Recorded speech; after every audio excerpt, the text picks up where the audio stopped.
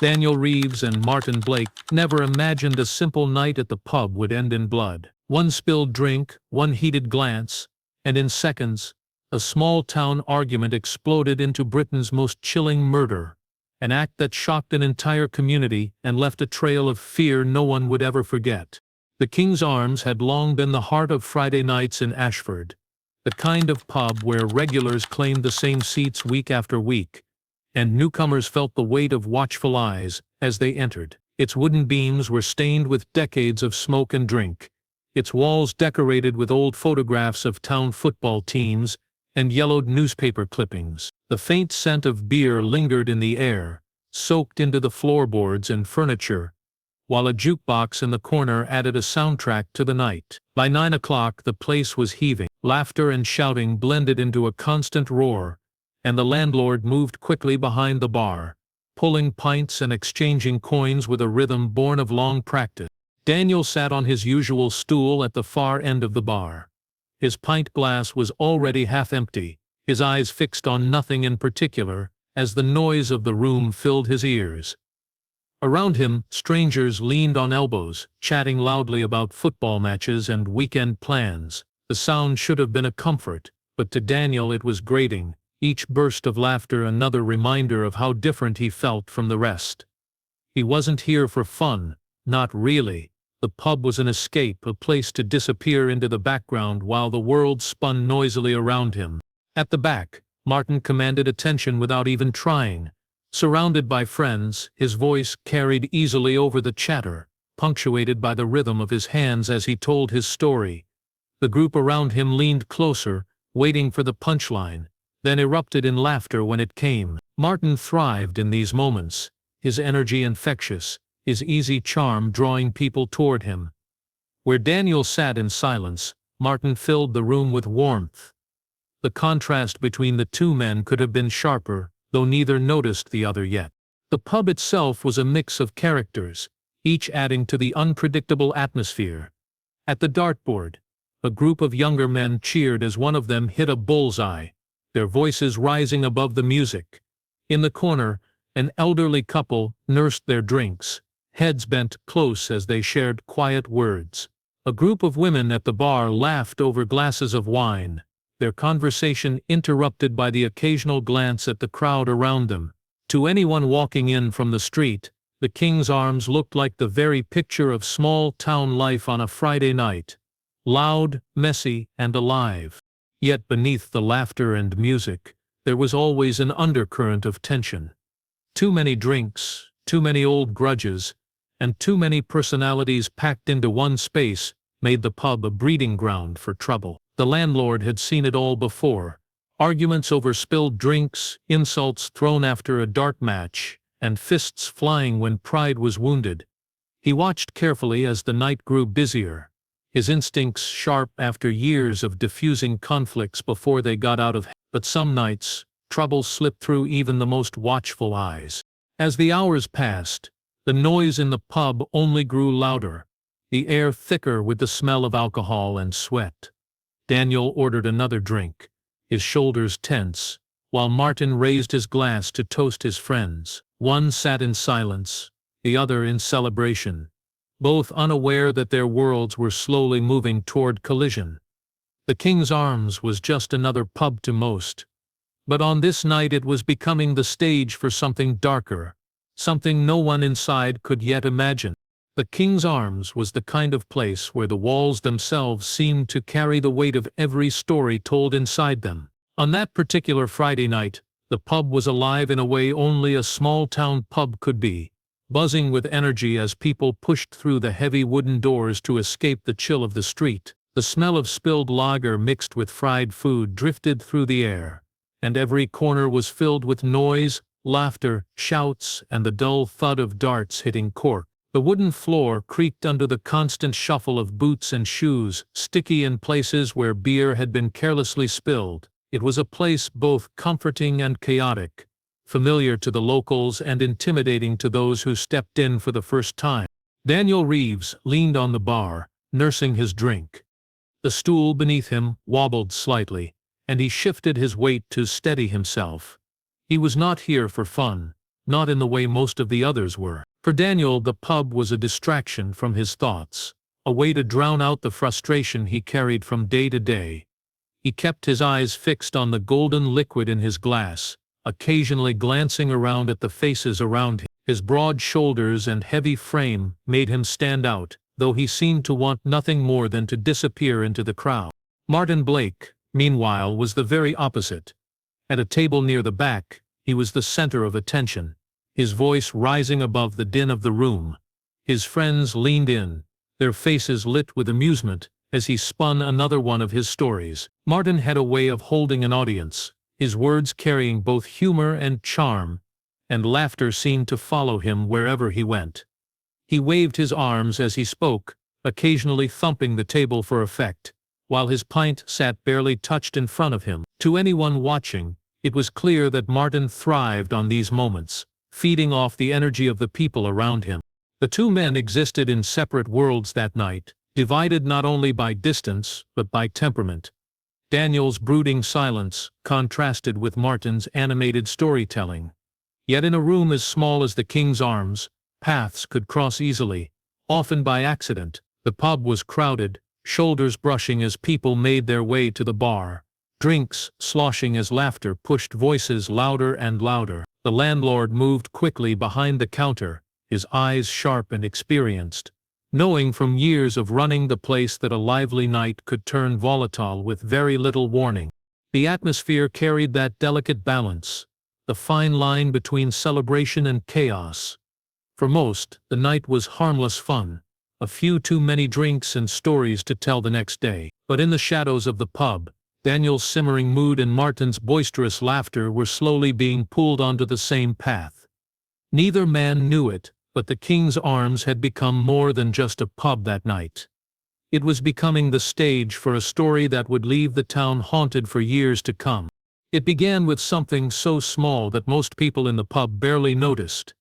Martin, caught up in one of his stories, leaned back in his chair with a wide grin, his hands moving as he gestured dramatically. The pint glass on the edge of the table tipped slightly, unnoticed for a moment, until his elbow brushed it.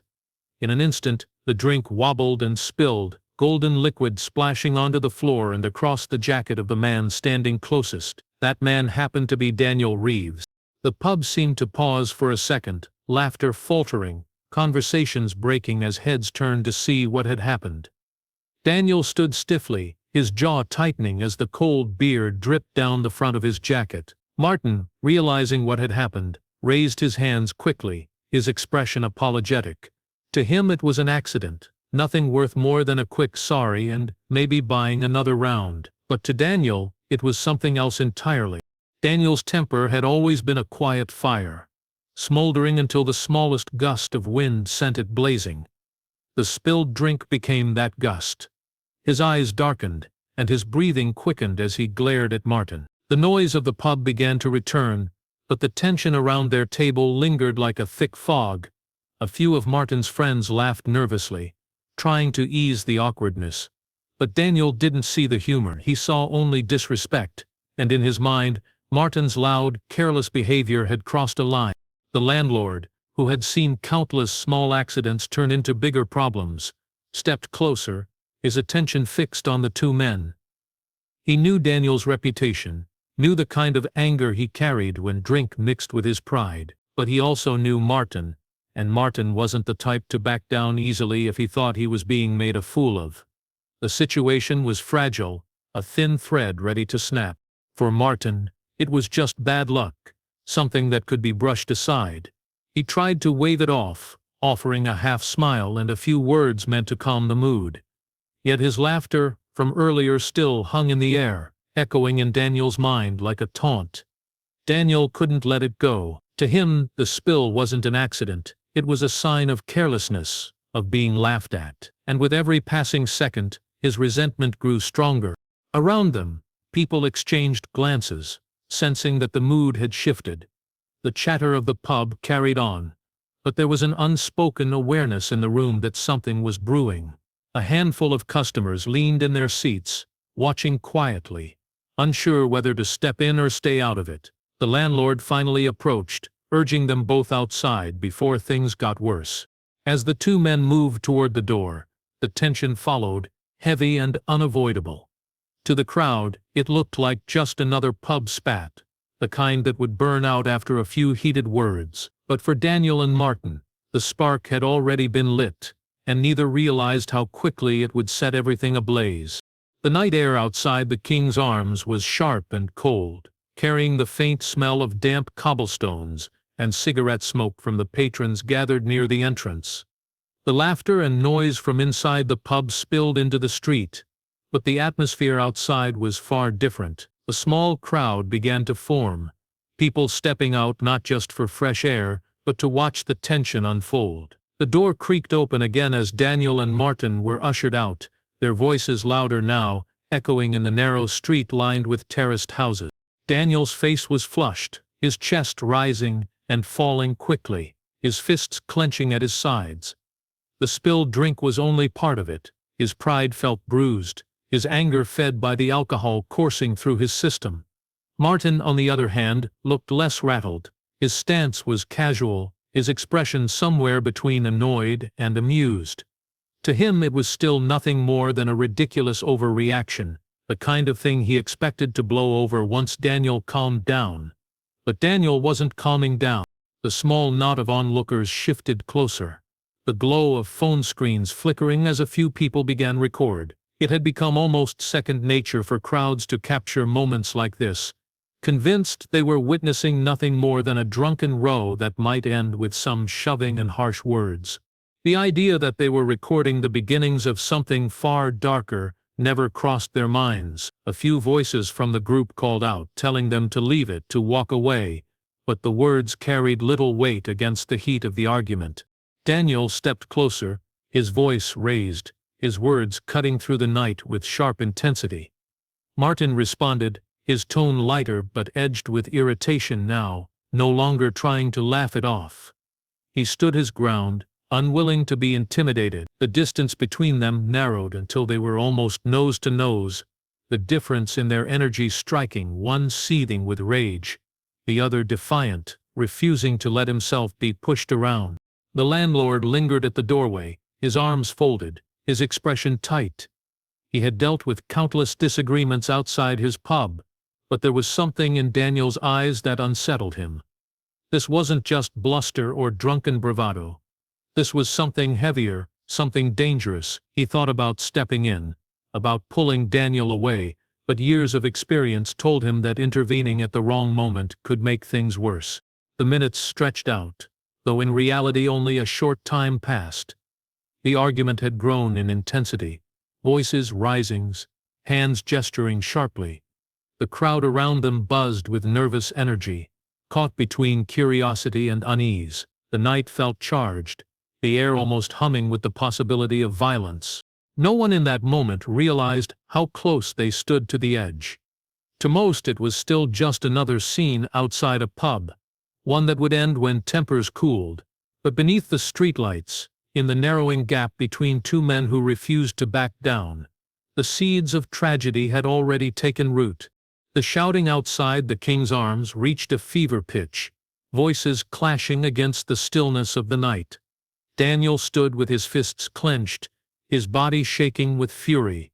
His breath came in sharp bursts, visible in the cold air, while Martin kept his shoulders squared, refusing to step back. The tension between them seemed to grow heavier by the second, drawing the crowd into an almost uncomfortable silence. Some people shifted uneasily, glancing at each other as if waiting for someone to step in, but no one moved. They watched uncertain, their curiosity rooting them to the spot. Martin tried once more to wave off the situation, his voice raised, his words meant to put an end to the shouting. To him it was still ridiculous that such a small accident had turned into this spectacle. But to Daniel, there was no going back. His anger had built into something uncontrollable, his thoughts clouded by the belief that he had been humiliated in front of half the town. That sense of embarrassment and rage was unbearable. He had been drinking for hours, and every drop seemed to sharpen his resentment until it consumed him. The crowd edged closer, phones still raised, their screens casting faint glows across the cobblestones. The tension had gone beyond entertainment now. There was a weight to it, something darker pressing in on everyone present. A young man muttered that someone should break it up, but no one moved. The landlord took a step forward, but before he could speak, Daniel's hand slipped into his coat pocket. It happened in one swift, startling motion. A glint of steel flashed beneath the dim light, catching the eyes of those nearest. For a heartbeat, the crowd froze, unsure of what they were seeing. Then Daniel lunged forward with brutal speed. The knife cut through the gap between them and sank into Martin's side. The sound of it, a sharp, sickening thud, seemed louder than the noise of the entire pub behind them. Martin's eyes widened in shock. His hand instinctively went to his wound. His fingers stained instantly with blood. His knees buckled as the strength drained from his body, his mouth opening as if to speak but no words coming out. The laughter that had filled his face earlier that night was gone, replaced with the pale, stunned expression of a man realizing his life was slipping away. Gasps erupted from the crowd, followed by screams. The phones that had been recording shook wildly as people stumbled back in horror. Some dropped their drinks. Others turned away, their faces pale. The street that had been alive with arguments seconds before was now drenched in silence and chaos at once. Martin crumpled to the ground, his body curling as the blood pooled beneath him, spreading across the cobblestones in a dark, glistening stain. Daniel stood over him, the knife still in his hand, his chest heaving. His eyes darted around the faces of the crowd, as if realizing for the first time what he had done. But there was no going back. The act was complete, irreversible, and the horror of it had already burned itself into the memory of everyone watching. The pub argument was no longer just a drunken spat. It had transformed in seconds into one of the most chilling murders the town had ever witnessed. The street outside the King's Arms erupted into chaos the instant Martin hit the ground. The sound of his body calling onto the cobblestones silenced the shouts for only a second before a wave of screaming voices crashed over the scene.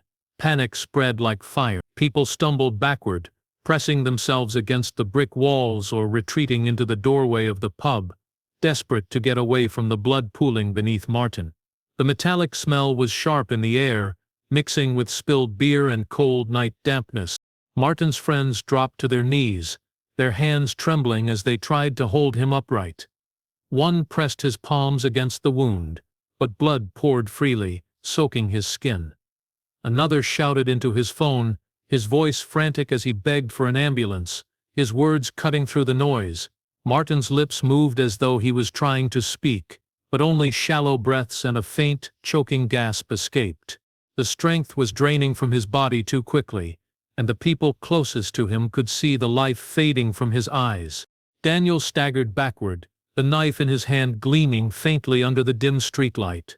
His chest heaved, his face pale beneath the flush of drink and rage. For a few frozen seconds he stared at what he had done, his mind unable to keep up with the reality before him. He had meant to scare, to lash out, but the sight of Martin lying on the ground broke through his drunken haze. Fear overtook fury. His grip loosened on the knife, then tightened again, before instinct finally pushed him to run. He shoved past the stunned onlookers, his boots thudding on the pavement as he sprinted down the alley beside the pub.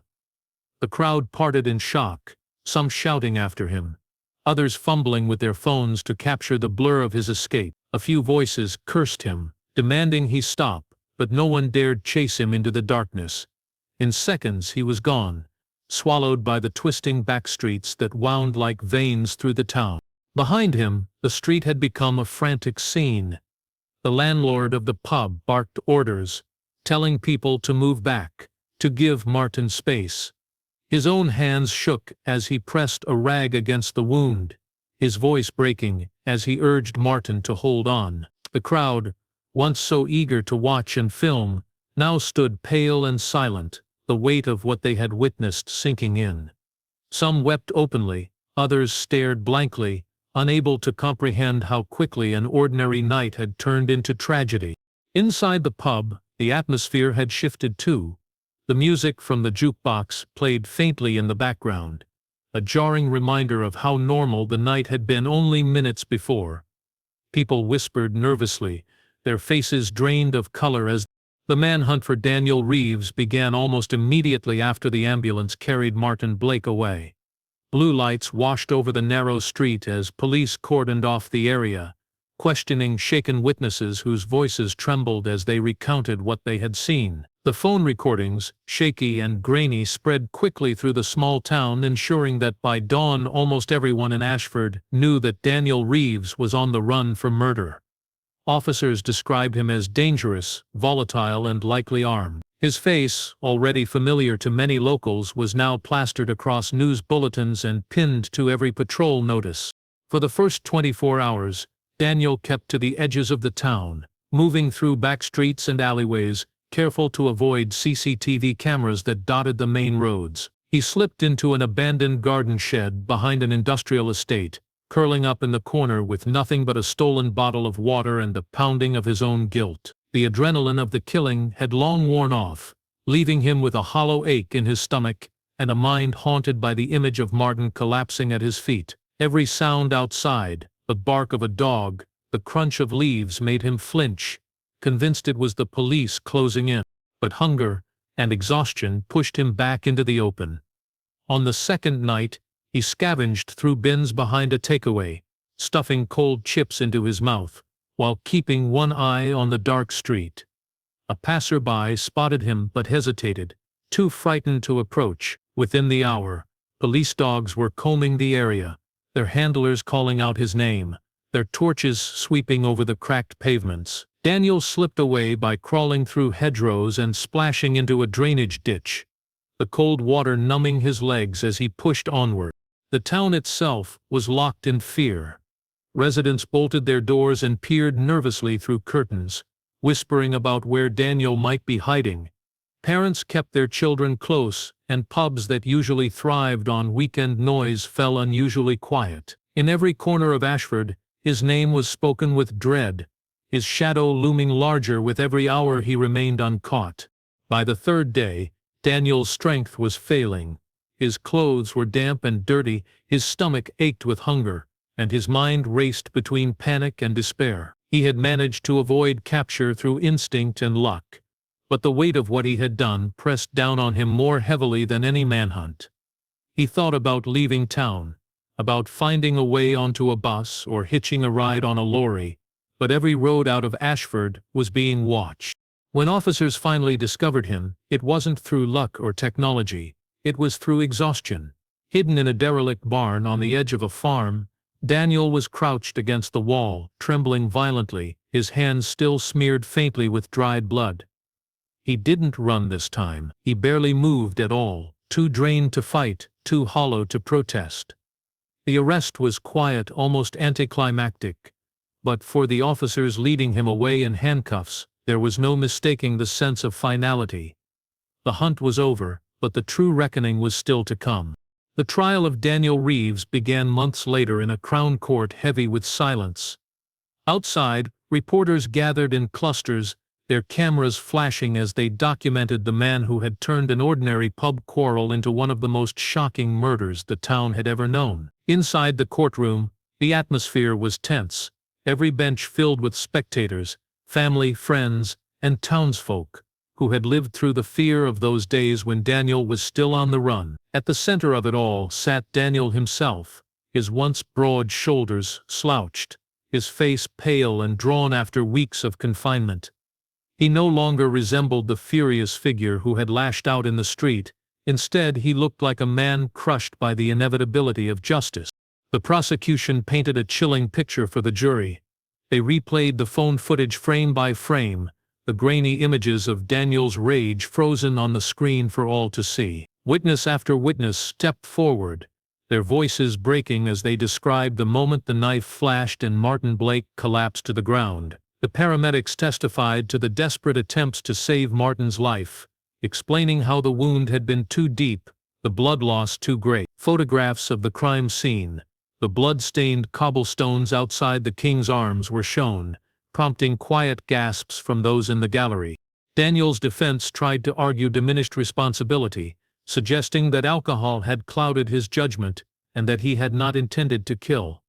They spoke of his troubled upbringing, of a temper that had shadowed him since youth, and of the crushing weight of debts and failed relationships. But every explanation felt hollow when set against the stark reality of Martin's death. The jury was reminded repeatedly that Martin had been unarmed, that he had not raised a hand in violence, and that his only mistake that night was spilling a drink.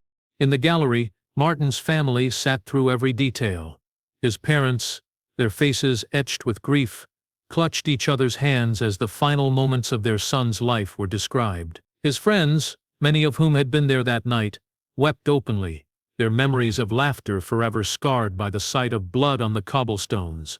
For them, the trial was less about punishment and more about the painful reliving of a nightmare they could not forget. When the verdict finally came, the courtroom held its breath. The jury returned after only a few hours, their decision unanimous. Daniel Reeves was found guilty of murder. The judge's sentencing was stern, describing the crime as an act of senseless violence that had stolen a life and shattered a community. Daniel was handed a life sentence, with a minimum term that ensured he would spend decades behind bars. Back in Ashford, the King's Arms never recovered. The pub closed within a year, its windows boarded, its doors locked. The once lively hub of laughter and music became a ghostly reminder of that night. Locals avoided the street where Martin had fallen, and even years later, whispers of the crime lingered in the town. For Martin's family, the sentence brought no real closure, only the quiet knowledge that the man responsible would never again walk free. What began as a spilled drink had ended in blood, leaving behind a chilling story that would haunt the town for generations.